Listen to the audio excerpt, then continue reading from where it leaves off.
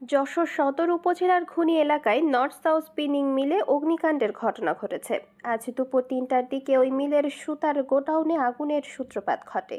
খবর পেয়ে ফায়ার সার্ভিসের 4টি ইউনিট ঘটনাস্থলে পৌঁছে 1 ঘন্টার চেষ্টায় আগুন নিয়ন্ত্রণে আনে। নর্থ সাউথ স্পিনিং মিলের ব্যবস্থাপক তৌফিকুর রহমান জানান, দুপুরে নিরাপত্তা কর্মীরা মিলে আগুন লাগার খবর দেয়। এরপর বিষয়টি ফায়ার সার্ভিস ও পল্লী বিদ্যুৎকে জানানো হয়। তারা ঘটনাস্থলে এসে বিদ্যুৎ বিচ্ছিন্ন করে এবং আগুন নিয়ন্ত্রণে আনে। তার ধারণা, বৈদ্যুতিক শর্ট সার্কিট থেকে অগ্নিকাণ্ডের ঘটনা ঘটতে পারে, তবে বিষয়টি তদন্তের প্রয়োজন। এখনো পর্যন্ত যেটা আমি জানতে পারছি সেটা আসলে আমার সিকিউরিটি গার্ডটা এটা শর্ট সার্কিটের কারণে হয়েছে, এটা আমাকে জানাইছে। আমি মসজিদে ছিলাম, নামাজের জন্য অপেক্ষা করছিলাম, 1টা 20-এ আমাকে জানানো হয়েছে। তারপরে আমি নামাজ পড়ে আসি, ফায়ার সার্ভিস প্লাস পল্লী বিদ্যুৎ সবাইরে বলা হয়েছে, লাইনটা অফ করে দিয়েছে, পল্লী বিদ্যুতের ফায়ার সার্ভিস আসছে।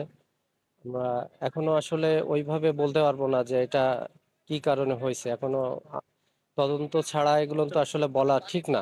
সকল ইলেকট্রিক সুইচ এবং ফ্যাক্টরিটা টোটালি বন্ধ। এখন এটাই আমাদের খতিয়ে দেখতে হবে আসলে কারা এটা কাজটা করেছে, এটা আর্টিফিশিয়াল করছে কিনা বা অন্য কিছু অন্যরাই করছে। তবে আমার কাছে যেটা মনে হয়েছে এটা আর্টিফিশিয়াল কিছু মেবি ঘটতে পারে। যশোর ফায়ার সার্ভিসের civil defence senior station officer Azizul Haque জানান, তারা খবর পেয়ে দ্রুত ঘটনাস্থলে আসেন। তাদের 4টি ইউনিট 1 ঘন্টার চেষ্টায় আগুন নিয়ন্ত্রণে আনেন। তবে কিভাবে অগ্নিকাণ্ডের ঘটনা ঘটেছে এবং কি পরিমাণ ক্ষতি হয়েছে তা তদন্ত ছাড়া বলা সম্ভব না বলে জানান তিনি। আমরা যশোর সদর এবং নোয়াপাড়া ফায়ার স্টেশন ঐক্যজোটভাবে আমরা এখানে পৌঁছে আসি, দেখি যে আগুন দাও দাও করে জ্বলতেছে। এই যে আমরা মেসেজ পেলাম যে একটা নর্থ সাউথ স্পিনিং মিল। আমরা দ্রুত এখানে পৌঁছে আমরা আগুন নির্মাণের কাজ শুরু করি। হ্যাঁ, আমরা 4টি ইউনিট এখানে আসি, আমরা দ্রুত আগুন নির্মাণের কাজ শুরু করছি। বর্তমানে ড্যাম্পিং পর্যায়ে আছে, বর্তমানে কোনো সমস্যা নেই, এই আগুন আর বাড়ার কোনো সম্ভাবনা নেই। তবে আগুনের ক্ষয়ক্ষতি এগুলা তদন্ত সাপেক্ষে ছাড়া বলা যাবে না। আগুন লাগার কারণ, আগুনের ক্ষয়ক্ষতি, উদ্ধার, এগুলো তদন্ত করবো। তারপর আমরা বলবো যেখানে আগুন লাগার কারণ কি, ক্ষতি উদ্ধার কত।